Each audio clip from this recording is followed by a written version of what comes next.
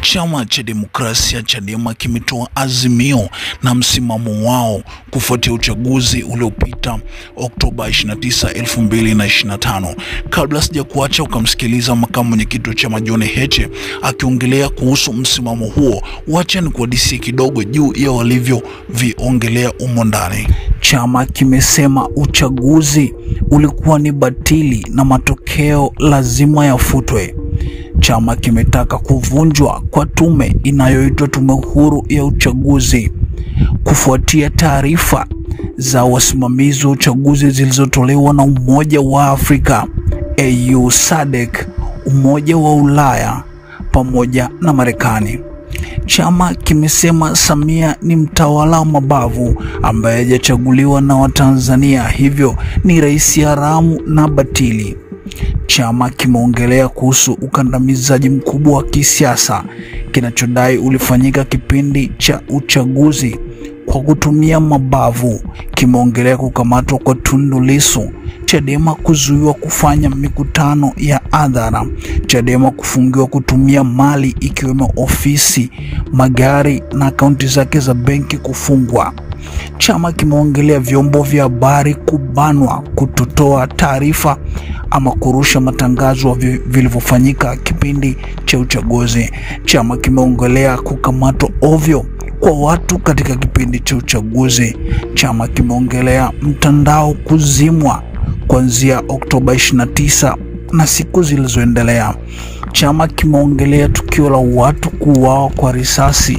Lakini vile chama kimetaka mabadiliko ya ofisi ya msajili wa vyama vya siasa, kimetaka mabadiliko ya ofisi ama mahakama, lakini kimeongelea mauaji ya raia na vitu vingine vingi, huku kikisema hakimtambui Rais Samia kama rais, bali ni rais batili ambaye hakuchaguliwa na wananchi. Hayo ni baadhi tu ambao nimeanukuu kutoka kwa John Heche, makamu mwenyekiti wa chama cha Demokrasia na Maendeleo Chadema, ambao leo wametoa ripoti ya uchaguzi uliofanyika, ambapo Chadema kwa pamoja maadhimio hayo ndio yaliyosomwa, ambapo mwisho anasema kwamba Chadema haitoungana kutoa ushirikiano wowote kwa serikali batili iliyopo madarakani. Lakini vile Chadema inasema inaungana na watu wote wanaodai haki na uhuru katika taifa lao, ikitaja vijana wa Gen Z,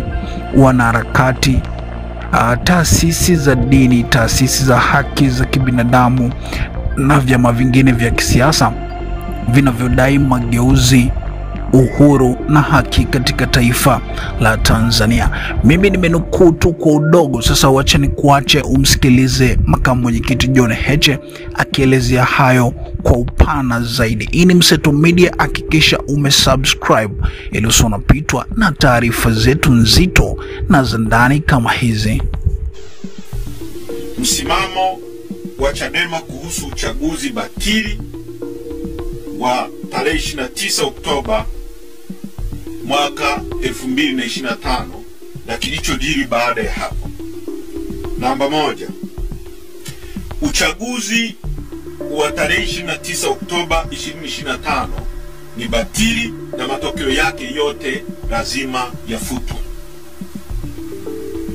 Uchaguzi mzima wa urais, ubunge na udiwani ni batili na hauna uhalali wowote kwa sababu ulifanyika chini ya ukiukwaji mkubwa wa sheria, haki na misingi ya demokrasia. Chadema inasisitiza kufutwa mara moja kwa matokeo yote ya uchaguzi na kuvunjwa kwa kinachoitwa Tume Huru ya Uchaguzi INEC, kwa sababu tume hiyo haina uhuru kuanzia uteuzi wa wajumbe wa tume, muundo wa tume na majukumu yake. Chombo hicho hakina tena uhalali wowote na hakiaminiki na Watanzania kusimamia uchaguzi huru na wa haki. Na msimamo huu unaungwa mkono na waangalizi wote waliokuwepo kuangalia hicho kinachoitwa uchaguzi: Umoja wa Afrika, Jumuiya ya Umoja wa Afrika imesema kwamba uchaguzi haukuwa huru, haki wala credible. SADC imesema hivyo hivyo, Umoja wa Ulaya na Marekani. Namba 2, Samia Suluhu Hassan ni mtawala asiye halali, kwa mabano illegitimate self-imposed ruler. Samia Suluhu Hassan hakupata ridhaa ya wananchi ambao ndio msingi wa mamlaka yote, na serikali yake ni haramu na dhalimu kwa sababu ni matokeo ya uchaguzi ulionajisika. Uongozi wake unategemea mabavu, ukandamizaji na uhalifu wa kisiasa.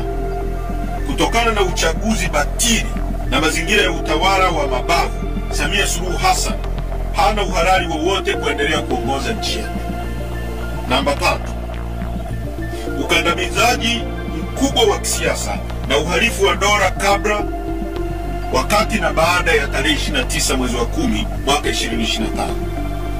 Utawala wa CCM chini ya Samia Suluhu ulitekeleza na kuendeleza maovu na udhalimu mkubwa dhidi ya raia, wadai demokrasia na haki za binadamu kwa kufanya mambo yafuatayo. 1, kukamatwa kwa mwenyekiti wa chama taifa ndugu Tundu Antipas Lissu na kufunguliwa kesi ya uongo ya uhaini. 2, Chadema kuzuiwa kufanya shughuli zake halali za kisiasa kinyume na katiba ya Jamhuri ya Muungano wa Tanzania na sheria za nchi, pamoja na kufungiwa akaunti zake zote za benki na chama kuzuiwa kutumia mali zake. 3, udhibiti wa uhuru wa vyombo vya habari vya ndani kwa kuchuja taarifa zinazotoka kwenda kwa umma na mara nyingine kufungiwa kabisa kurusha habari zozote kwa umma. 4, kutumia mahakama kutoa hukumu zenye kuonea na kukandamiza viongozi wa vyama vya upinzani ili kufanya vyama vya upinzani vishindwe kutimiza wajibu na shughuli zake za kisiasa. 5, kutekwa na kupotezwa kwa wanachama na Watanzania ambao hawajapatikana hadi leo. 6, kuzimwa kwa mitandao ya kijamii na internet nchi nzima. 7, kuwekwa amri batili ya kutotoka nje, yani curfew, nchini kote baada ya saa 12 za jioni. 8, kupigwa risasi na kuuawa kwa Watanzania wakati wa uchaguzi. 9, viongozi na wanachama wa Chadema kukamatwa na kufunguliwa kesi za uongo za jinai kutokana na msukumo wa kisiasa. 10, wananchi kunyimwa miili ya wapendwa wao na kushindwa kuwafanyia maziko yanayostahili. 11, kuhakikisha kukosekana kwa uwazi wa waangalizi wa kimataifa EU, UN na vyombo vya habari vya kimataifa kama vile CNN, BBC, DW na Al Jazeera. Pamoja na hayo, ripoti za AUEM, SADC, EOM na East Africa Community zinaonesha wazi ukosefu wa uwanja sawia na uhalali wa uchaguzi. Mambo yote haya yaliainishwa hapo juu yanaimarisha msimamo wa Chadema kuendelea kudai mabadiliko makubwa ya kikatiba, kisheria na kitaasisi ili hatimaye Tanzania iweze kuendesha shughuli zilizo huru, chaguzi zilizo huru, za haki na zinazoaminika mbele ya macho ya Watanzania na jumuiya za kimataifa kwa ujumla. Ili kufanikisha hayo, Chadema tunataka mambo yafuatayo.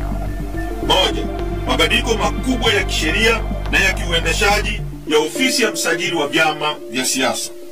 2, mabadiliko makubwa kwenye mfumo wa mahakama za Tanzania ili ziweze kutoa haki bila upendeleo.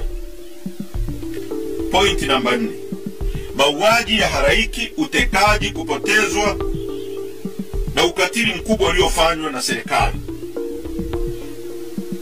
Baada na kabla ya kinachoitwa uchaguzi, Tanzania na dunia kwa ujumla ilishuhudia mambo yafuatayo. 1, mauaji ya halaiki ya zaidi ya watu 2000 na majeruhi zaidi ya 5000 kwa muda wa wiki moja tu. Kwa kuongezeka kwa wakimbizi wa ndani na nje ya nchi. 3. Utekaji na upotezaji wa mamia ya raia, abduction and enforced disappearance. 5. Mateso ya kikatili, ubakaji na mauaji ya kinyama yaliyotekelezwa na maafisa wa vyombo vya ulinzi na usalama. 5. Ushiriki wa vyombo vya ulinzi na usalama kufanya matendo ya kihalifu dhidi ya binadamu, ikiwemo mauaji ya raia, uporaji wa mali binafsi za watu na ukamataji holela ulioendana na utesaji. Sasa Chadema inataka kukomeshwa mara moja kwa operesheni zote za utekaji, mateso, mauaji na upotezaji wa raia, na Watanzania waliopotea kwa kutekwa waachiwe huru. Tunasisitiza kuwasilishwa na kukabidhiwa kwa familia zote miili ya wapendwa wao waliouawa kabla, wakati na baada ya tarehe 29 mwezi wa 10, ili hatimaye miili hiyo izikwe kwa heshima na desturi za Kitanzania. Chadema inataka uchunguzi utakaofanywa na tume huru inayoaminika yenye wajumbe wa ndani na nje ya nchi ili kubaini ukweli wa idadi ya mauaji, makaburi ya halaiki na kuwajibishwa kwa wote waliofanya uharamia huu. Pointi namba 5. Chadema na Watanzania tunataka serikali ya mpito isiyoongozwa na Samia Suluhu Hassan itakaowekwa chini ya usimamizi wa taasisi huru za kimataifa. Kwa kuwa serikali haina uhalali wowote, Chadema inataka kuanzishwa kwa serikali ya mpito ambayo: 1. haitaongozwa na Samia Suluhu Hassan wala serikali ya CCM, itakayoaminika na Watanzania na jumuiya za kimataifa. 2. itasimamiwa na mashirika ya kimataifa yenye kuaminika na yenye uwezo kama vile Umoja wa Mataifa, AU na SADC. 3. itarejesha utulivu, haki za kisiasa na za kiraia. 4. itafungua anga ya kisiasa na uhuru wa kujieleza. 5. itaratibu uchaguzi mpya wa kitaifa kwa uwazi, uadilifu na uangalizi huru wa kimataifa. 6. itahakikisha kuachiwa huru kwa wafungwa wote wa kisiasa na wote waliofunguliwa kesi za uongo. 7. itahakikisha kuachiliwa kwa wote waliotekwa nyara na kufichwa katika mahabusu bubu vya siri na wanaopewa mateso yanayoratibiwa na vyombo vya dola. Pointi namba 6. Chadema na Watanzania tunataka uwajibikaji wa wote waliohusika katika mauaji na ukatili, na tunataka mageuzi makubwa ya vyombo vya usalama. Chadema inasisitiza uwajibikaji wa waliopanga, kufadhili, kuagiza, kuratibu na kutekeleza uhalifu. 2. viongozi wa kisiasa na watumishi wa umma waliotoa amri ya kupigwa risasi kwa Watanzania wenzetu na kuuawa. 3. maafisa wa juu na chini wa usalama waliohusika moja kwa moja au kwa kufumbia macho matendo ya uvunjifu wa haki za binadamu na mauaji dhidi ya raia. Maafisa wa juu ambao lazima wawajibike au kuwajibishwa ni wakuu wote wa vyombo vya ulinzi na usalama, yaani IGP, CDF, DGTs, kamishna mkuu wa uhamiaji, kamishna mkuu wa magereza, mkuu wa operation na mafunzo wa jeshi la polisi. 5. aliyekuwa waziri wa mawasiliano, habari, teknolojia na wote waliohusika kuzima mitandao ili kuruhusu mauaji ya kinyama ya halaiki kutokea. Sambamba na hilo, Chadema inataka mageuzi makubwa ya kimfumo, kitaasisi ndani ya jeshi la polisi na vyombo vyote vya ulinzi na usalama vya nchi yetu. Hii inajumuisha kuwa na chombo cha kuvimulika vyombo hivi vyote, yani oversight body. Pointi namba 7. fidia kwa familia zilizopoteza wapendo wao na wananchi waliopoteza viungo vya miili yao. Msimamo wetu mwingine ni kwamba kila familia iliyopoteza mwanafamilia au raia yeyote aliyepoteza viungo lazima alipwe fidia. Fidia hii si malipo ya kawaida, bali ni hatua ya kutambua kwamba dola ilihusika katika mauaji kimataifa. Kufuatilia matendo ya kihalifu yaliyo kwa kutumia vyombo vya dola, na tunatoa wito kwa jumuiya za kimataifa kuwawekea vikwazo wote waliohusika kupanga, kutekeleza ugharamia huu wa uhalifu dhidi ya binadamu. Wa uhalifu dhidi ya binadamu wanapaswa kuwekewa vikwazo vya kutosafiri nje ya nchi wao na familia zao. 2.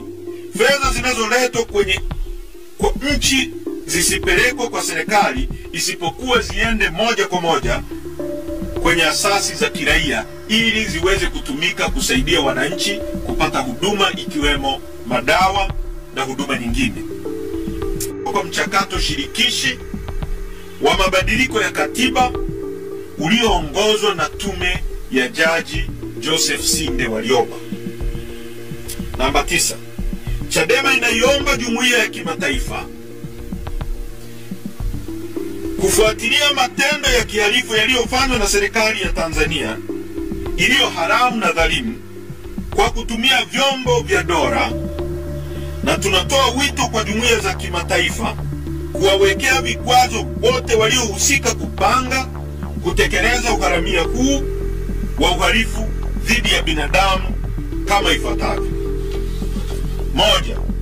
Wahusika wote wa uhalifu dhidi ya binadamu wanapaswa kuwekewa vikwazo vya kutosafiri nje ya nchi wao na familia zao. 2. Fedha zinazoletwa kwa nchi zisipelekwe kwa serikali, isipokuwa ziende moja kwa moja kwenye asasi za kiraia ili ziweze kutumika kusaidia wananchi kupata huduma ikiwemo madawa na huduma nyingine. 3. Vikwazo kwa kuzuia Tanzania kuuziwa silaha, kwa sababu silaha hizo zinatumika kuua wananchi wasio na silaha wanaodai uwepo wa utawala wa sheria, wananchi wanaotaka utawala unaozingatia misingi ya haki, wananchi wanaotaka uchaguzi huru na haki, na Watanzania wanaopinga vitendo vya Watanzania wenzao kutekwa, kupotezwa na kuuawa na vyombo vya dola. Namba 10. Kwa kuwa chama kimezuiliwa kufanya shughuli zake za kisiasa kwa amri iliyotolewa na mahakama yenye lengo la kuingilia uhuru wa kisiasa wa kufanya shughuli kwa mujibu wa katiba ya nchi yetu, na kwa kuwa chama kinatambua kuwa serikali hii ni haramu iliyopatikana kwa gharama ya damu za raia wasio na hatia na haina uhalali mbele ya umma, Chadema inatoa maelekezo kwa viongozi, wanachama, wafuasi na wananchi wote wanaopenda haki kutotoa ushirikiano kwa kiongozi yoyote wa serikali hii haramu. Inaelekeza viongozi na wanachama wake kutojiingiza kwenye vikao na mazungumzo yoyote na viongozi wa serikali hii haramu wanaotumia njia hizo ili kutafuta uhalali wa kisiasa ambao hawana, kwa sababu hawajachaguliwa na hawana ridhaa ya umma. 11. Chadema inaunga mkono madai ya haki ya makundi yote ya Watanzania ambayo yamekuwa yakitolewa kwa njia mbalimbali. Tunaunga mkono vijana wa Tanzania, Gen Z, viongozi wa dini, wanaharakati na makundi yote katika jamii kuwa nchi hii inahitaji katiba mpya ambayo itatoa suluhisho kwenye matatizo ya muda mrefu ya mifumo ya uchaguzi. Nchi hii inahitaji kuwa na uchaguzi huru, wa haki na unaoaminika. Tunapinga vitendo vya kihalifu dhidi ya raia, ikiwemo utekwaji, kukamatwa na kubambikiziwa kesi, uminywaji wa demokrasia na matumizi mabaya ya rasilimali za umma. Watanzania wenzangu, najua yaliyotokea tarehe 29 yamewaumiza sana, yamewanyong'onyeza sana. Nachukua nafasi hii kwa niaba ya chama chetu kuwapa pole, kuwatia moyo na kuwafariji. Yote mliokuwa mnapigania ni halali na ni ya haki. Mmepoteza vijana wenu, mmepoteza viungo, na wengine wamepoteza mali zao. Poleni sana, poleni sana, na yote haya yana mwisho na tutashinda kwa pamoja. Mungu awabariki sana. Asanteni kwa kunisikia. Hakikisha umesubscribe, comment, like na kushare. Mseto Media, we connect everywhere.